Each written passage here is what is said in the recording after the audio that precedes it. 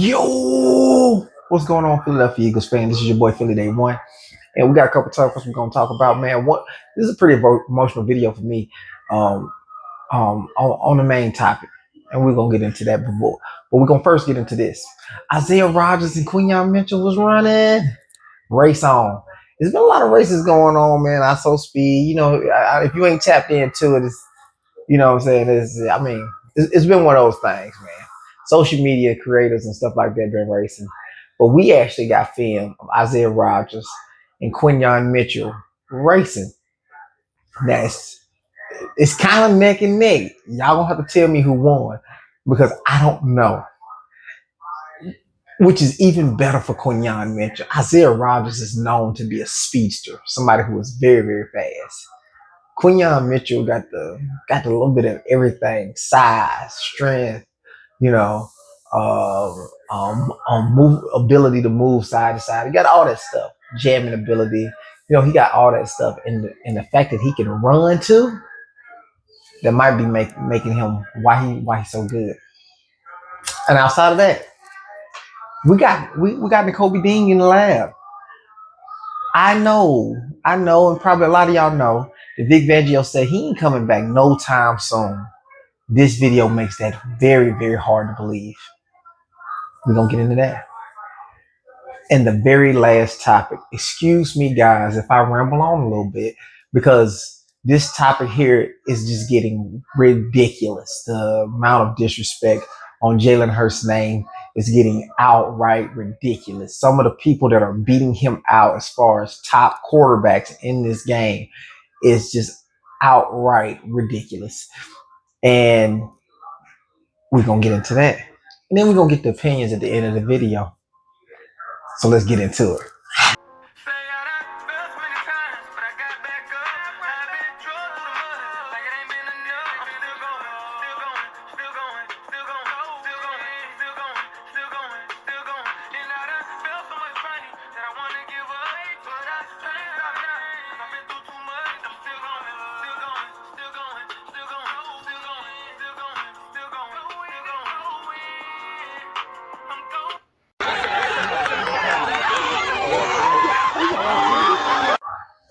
Who y'all think won? Because I think Isaiah Rodgers won, but I'm not sure. I'm not 100% sure. Y'all can play it back. Man. Play it back as many times y'all need to, because I don't know who won. I've watched this video maybe 5 to 6 times, and I do not know who won that race. It was so close, man. It was so close.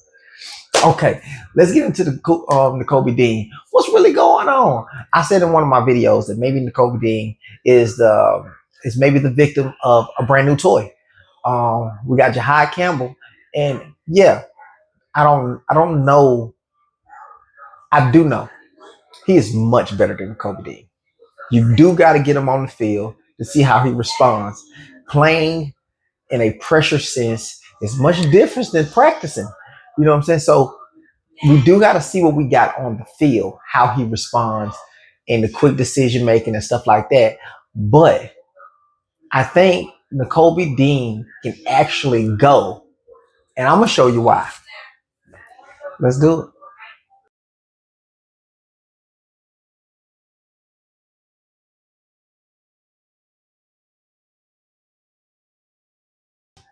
That knee look fine.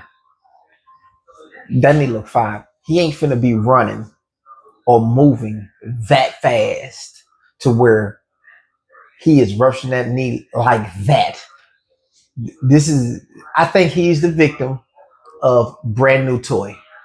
I think that's what's going on. He's just a victim of a brand new toy. We got Jahad Campbell, and Vic Fangio was so happy. If you look at my previous videos, he was so happy about the addition of Jahad Campbell that I think this kind of leaking on Nakobe Dean a little bit. I said also in a video that Allen Burks played Nakobe Dean in Nakobe Dean's spot, and he did a phenomenal job. So that's almost to say that this system is made to make these linebackers look good.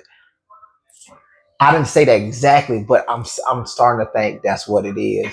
And if you got a guy who can also pass rush at a high level, and he can also cover at a high level, you got something special.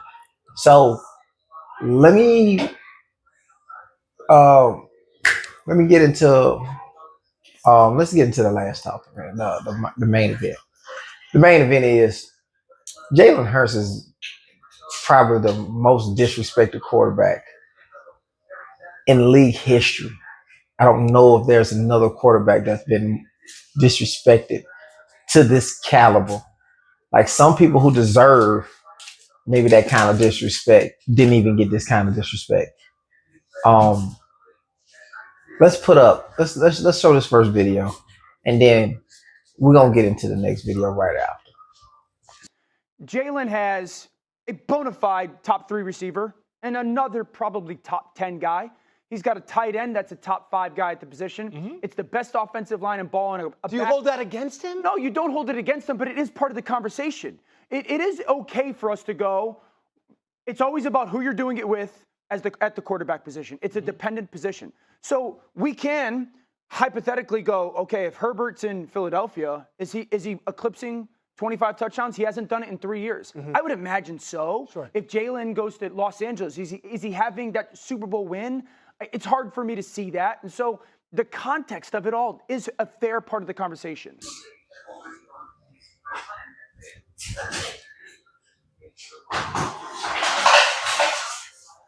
Ridiculous. He can't even make it make sense. He can't make it make sense. John Elway, let me see. Troy Aikman. Troy Aikman played with great players. Great players. He didn't get disrespected like this. It's depending on who they want to do it to. And I don't know what it is about Jalen that brings that. Maybe it's the confidence in himself. And I think I think Shador Sanders is gonna go through it a little bit, but maybe it's the confidence in himself. Like you can't rattle him. He probably listened to all this stuff they talking about, and you can't rattle him. He know he's going to go put in the work. He's doing overtime, and he's going to put in the work, and you still can't rattle him. Maybe that gets under their skin. We ain't the only people, and I think Philly fans understand. We ain't the only people who see it. Let me play this video. Jalen Hurts has allowed for so many people to flourish in the offense that he runs. He is the consummate professional and teammate. He doesn't get too high. He doesn't get too low. And people say, oh, you want Jalen Hurts to pass the ball. That's how you beat the Eagles. Did the Chiefs beat the Eagles that way, just out of curiosity? Twice he outplayed Mahomes in the Super Bowl. Joe Burrow is credited, he's number 3 overall, basically because of one game, and I know he's been great at other times, but because of one game that he beat Patrick Mahomes in the playoffs. Jalen Hurts is so unbelievably disrespected, and good. You know what? As he's with MJ and Luka and Bam at that big event in Greece with all Jordan Brand, invite me next year, like he can sit there with another chip on his shoulder.